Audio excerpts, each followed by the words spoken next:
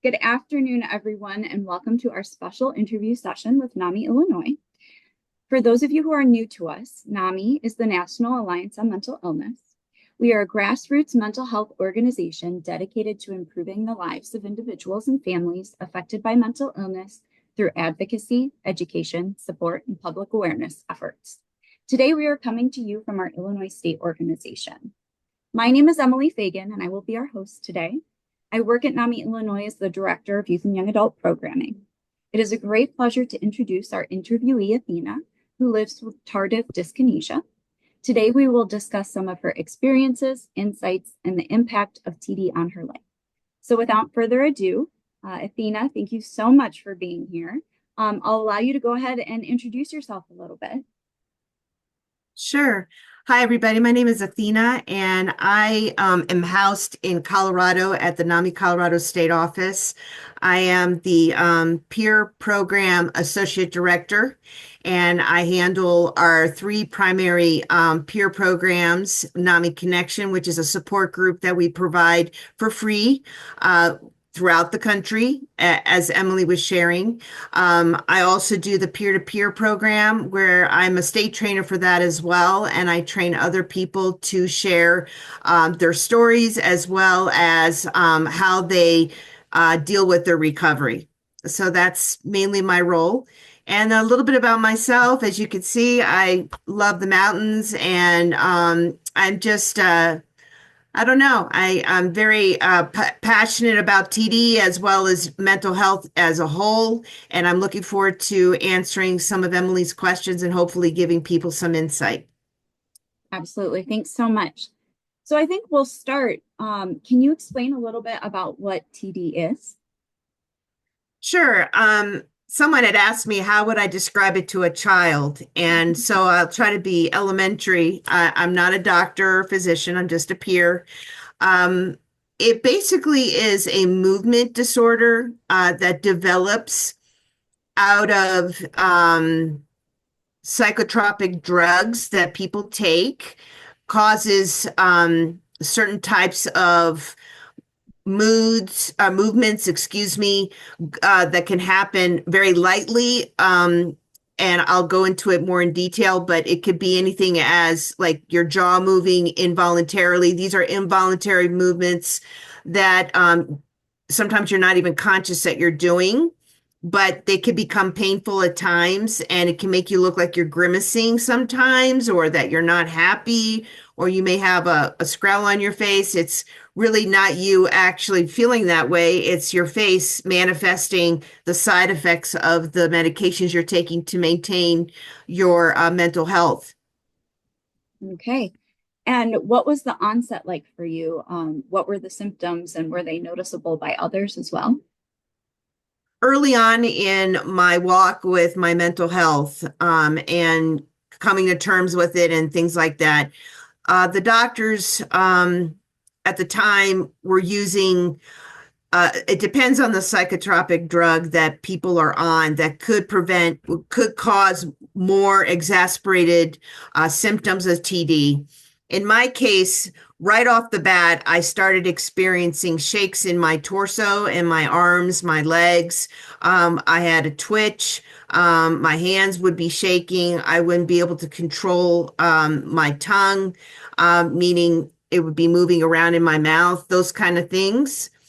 And it was terrifying. I didn't know which one was more terrifying, if it was the fact that I just got diagnosed with a mental health condition, or the fact that this unspecified condition was developing, that back then TD wasn't a big thing.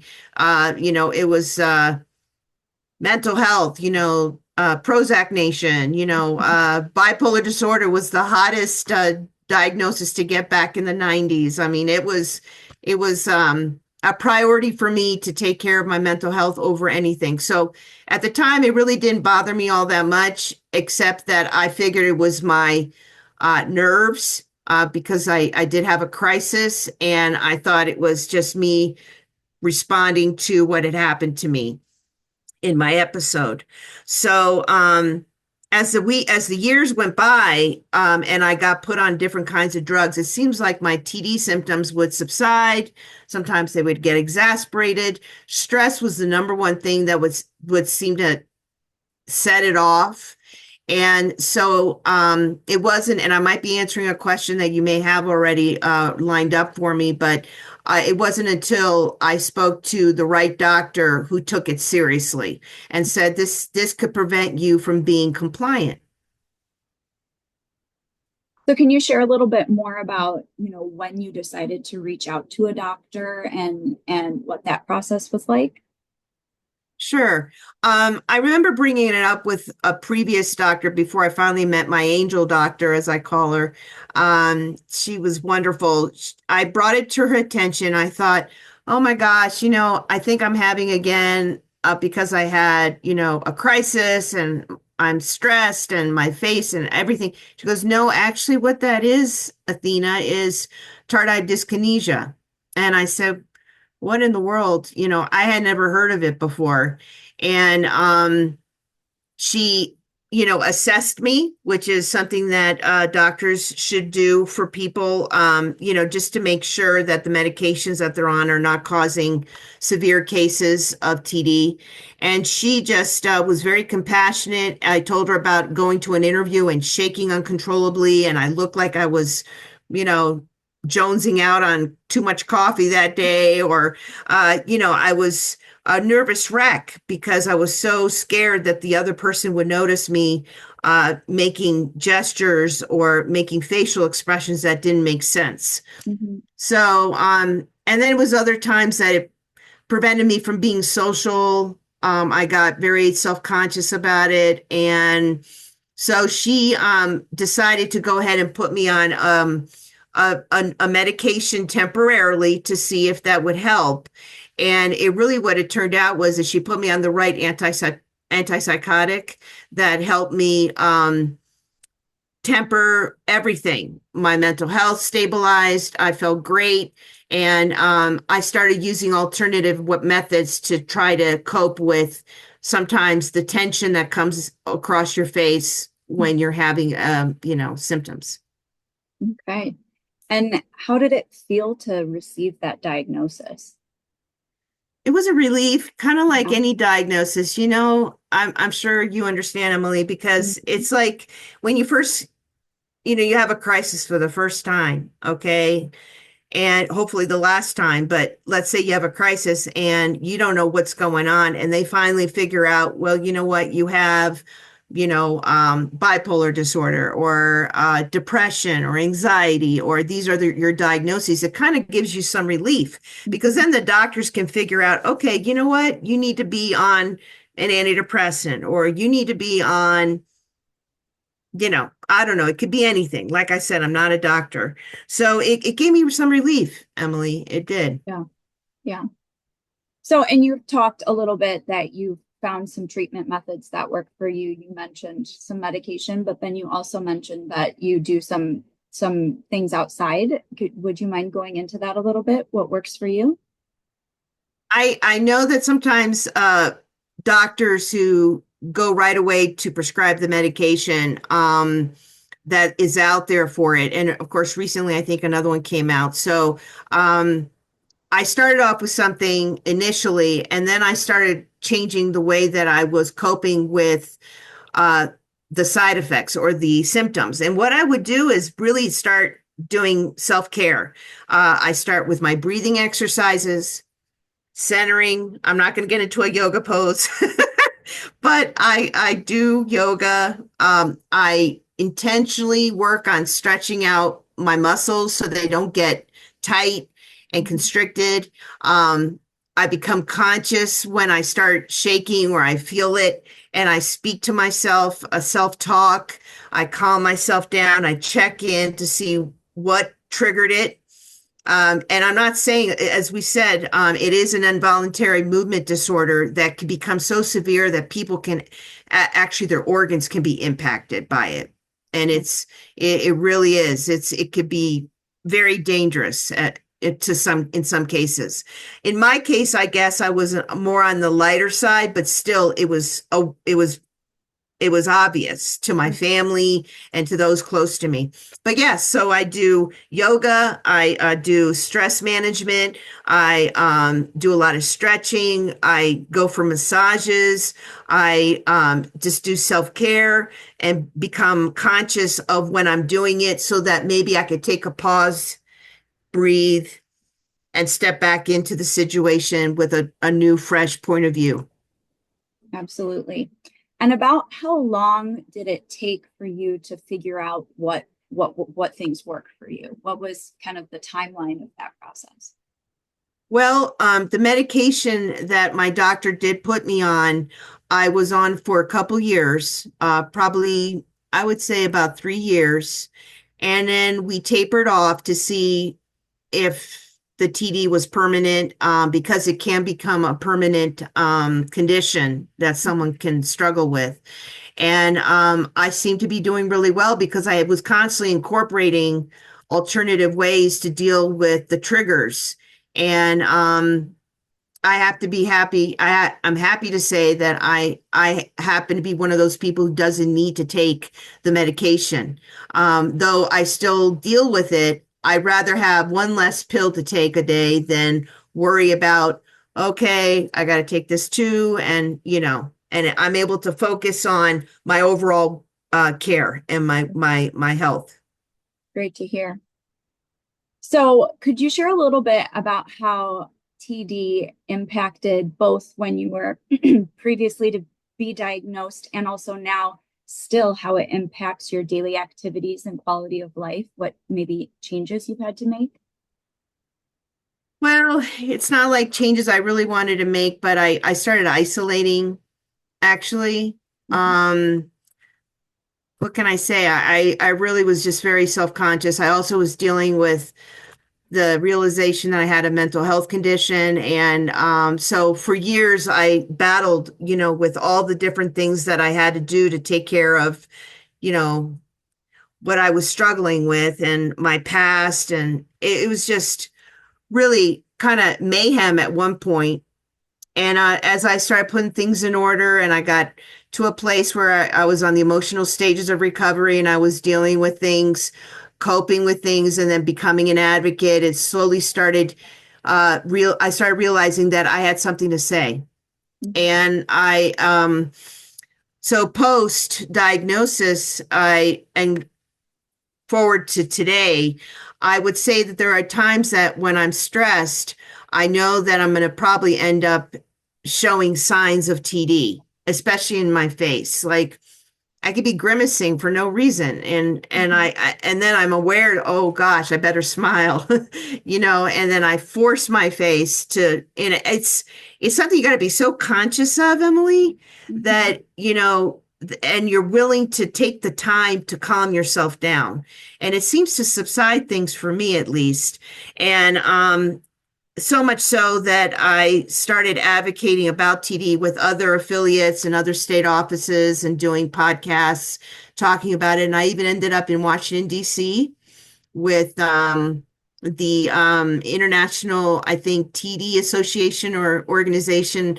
I can't remember exactly who was funding it, but I was able to go to Washington, D.C. and talk to senators and representatives about TD and the impact it has and the importance of getting accurate diagnoses and being treated the way that would help you stay compliant to your existing meds and then still incorporate whatever medication the doctor would recommend for you depending on your situation. Mhm. Yeah, I bet that will resonate with a lot of our listeners because I'm sure with a lot of people who have ended up getting involved with NAMI in some way or another, they find that being an advocate and being a supportive peer really helps them in their recovery journey too. Mhm. So definitely, I know that I can definitely resonate with that. Um, and you talked a little bit about the isolation. How were your relationships with friends and family impacted, if at all? The area that impacted me, I'm a single gal, and my dating life got impacted because I just wasn't feeling very confident. It really does a number on your self-esteem. Um, especially when you feel these things going on uncontrollably and involuntarily, and you don't know what's going on initially because you're not diagnosed, so you don't put it, next to the other. Oh, well, maybe it's being caused by this, because the doctors, again, were so focused on my mental health, and I was too, but it impacted me in a way that where my parents and my family started noticing it. And I don't want anyone to feel sorry for me.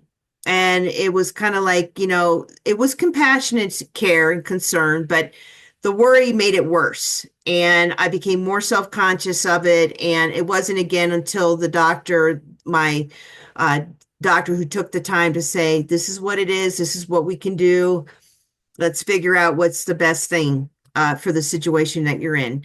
And I got more confident. And as I speak more and more, I do inner own voice presentations and ending the silence presentations. And I'm, as I said, a state trainer. So I'm in front of people pretty much all the time. And sometimes the audience will make me feel a little bit self-conscious, like police officers.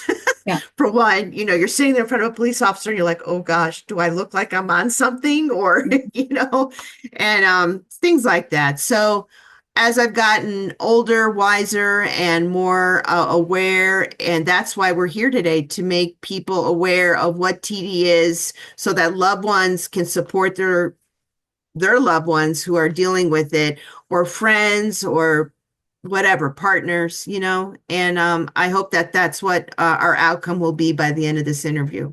Absolutely. So speaking on that, what are some things that people in your life did or do that provide you support and are helpful? And then what are maybe some things that haven't been as helpful for you, to give our audience some ideas of maybe ways that they can be a great support? I think that if someone's not diagnosed with tardive dyskinesia and they are showing the symptoms, I think a good doctor will have informed their patient. Even a pharmacist will stop before they give you something that could cause TD to tell you about it. Mm-hmm. So the information is out there. So number one thing I would say that would help is educating yourself. If you educated yourself on your loved one who may have bipolar disorder, or schizophrenia, or, BPD, it doesn't matter, PTSD, you made the effort to educate yourself, to find out, okay, so this is what this looks like. This is how it may manifest in my loved one. Well, it's no different than TD. Finding out there's a lot of information, a plethora of information out there now about it. It's been on bills, with Congress and the Hill and all that. And I think educating is number one. And then number two is ask your loved one after they've been, if they haven't been diagnosed, if you happen to come across that information and you're seeing that, and they're so immersed in their other issues or challenges, I don't like calling it issues. Honey,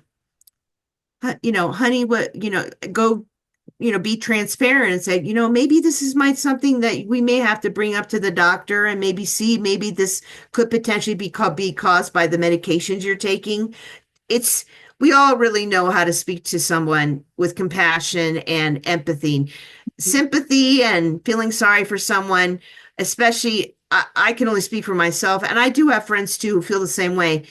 We don't want to people to feel sorry for us. We want people in our lives that will empower us and assure us that we're okay, and it's okay not to be okay. Definitely. So what are some things that you wish others knew about TD? That it's not your fault. Okay. Just like our mental health conditions, they're not our fault.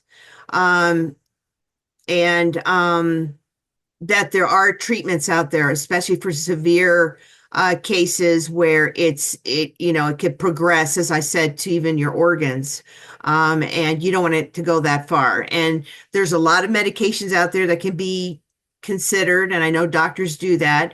So I think that being an advocate for yourself with your doctor, I think is very important. So I would like people to know that it's okay to bring it up with your doctor and say, look, this is affecting my social life. This is affecting my emotional state. This is affecting my self-esteem. It's changing the way I'm thinking about my mental health, and maybe I shouldn't be on medications, and it could cause a lot of things. And compliance is our number one reason in many cases where people like myself who have a mental health condition relapse.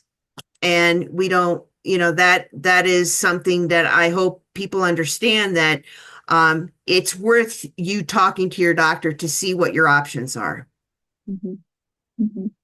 And I know that you're speaking as a peer and not a medical professional, but in your opinion, as you see, advancements and things like that, what are some things that you're hoping to see as we move into the future to support those with TD? You know what I would like to see? I would like to see doctors offer alternative possibilities. Give people hope that it's not just the medication that's going to help them. Mhm. It's kind of like, again, going back to our mental health, we could be taking our medication, but if we're not getting our therapy in, if we're not doing our self-care, if we're not, Mhm. putting our boundaries in place so we could say no when we're supposed to say no, and yes when we're supposed to say yes, and keeping a balance in our lives, it's the same thing. I would hope that some doctors would go beyond the medication. And I think that's why I love the doctors I work with, because it's not just what I take every morning or at night. It's how I handle my lifestyle. It's also potentially a lifestyle change. So making sure that you really, I hope doctors continue to educate themselves to take this seriously, and that, that there'll be movement with the research as to what alternatives there are, because that can impact the medications that we're taking for depression, anxiety. It could enhance the research that we're doing with those kind of medications and find ways to prevent TD from happening. Mhm. Absolutely.